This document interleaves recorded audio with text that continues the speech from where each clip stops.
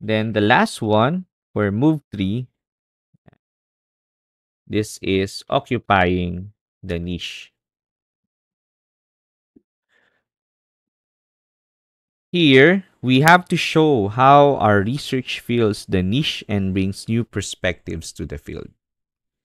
Okay, what is new? What is novel? Okay, ano yung bago doon sa research ninyo? Okay, especially doon sa research topic. Okay, na pinag-aaralan ninyo. What new perspective are you bringing to the field? Okay?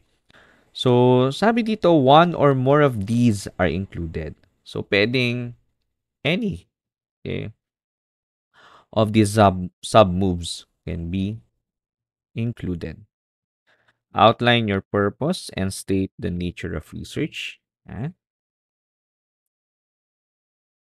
Or state your research question. Share your findings. Or elaborate on the value oops, of your research. Yan. So, ano yung mga phrases na pwede nating gamitin? For 3A, pwedeng as simple as the purpose of this study is. Yan. For 3B, yan. Gagamit tayo ng 3B,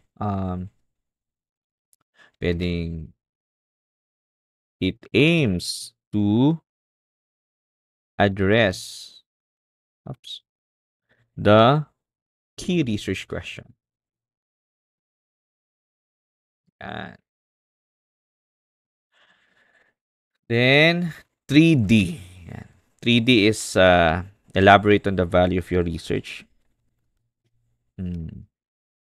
This study aims to contribute. Yan. Okay? So, let's start writing.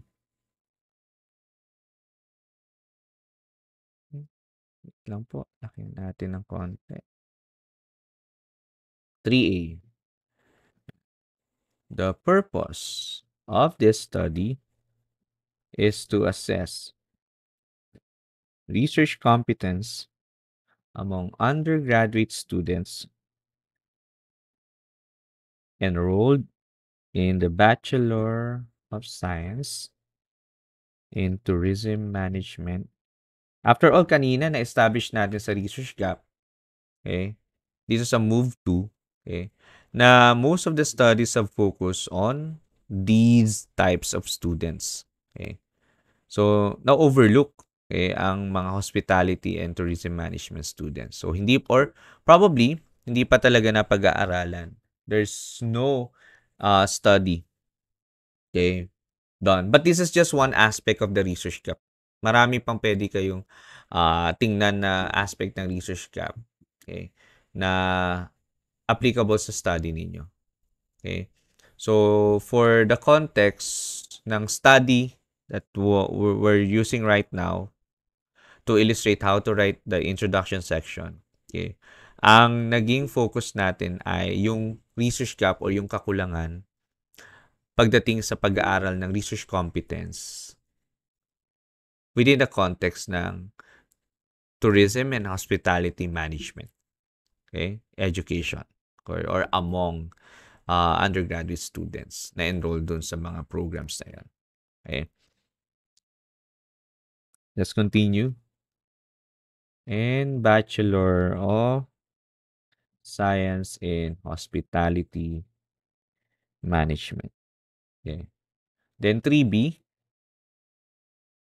So, in particular, kuhanin natin to. It aims to address the research question, what are the students' perceptions of their level of research competence? Then, 3D. In light of the research gap, dito nyo na ilalagay yung contribution. Okay, ng study ninyo. Ano yung bagong perspective that you're bringing to the field. Yan, dito nyo masasagot yan. Contribute to the limited yet growing area of studies on research competence. Was further explain. Given that the ability to demonstrate such competence cannot be easily observed in the classroom, examining this variable can shed light on how the delivery of research courses contributes to the development of students' research skills. Yeah. Okay. So, we're done. Okay, with move number 3. At dito wala tayong ginamit na references. Okay, so sa moves 1 and 2 lang tayo gagamit ng mga references. Okay, and there you go. Natapos ng ating buong introduction section. Okay, pero lagay natin, underline natin tong mga phrases na ginamit natin para makita nyo kaagad. For move 2, okay, then, diba? Mas mabilis makakagawa ng content ng ating research, lalo na kung meron tayong phrases. Focus on. Saka nakikita ka agad natin na okay. Saka depende kung paano niyo pagsusunod-sunurin yung mga sentences niyo. Pero for as long as there is a logical flow of the arguments, okay? Purpose of the study is aims to address key research question. Yan.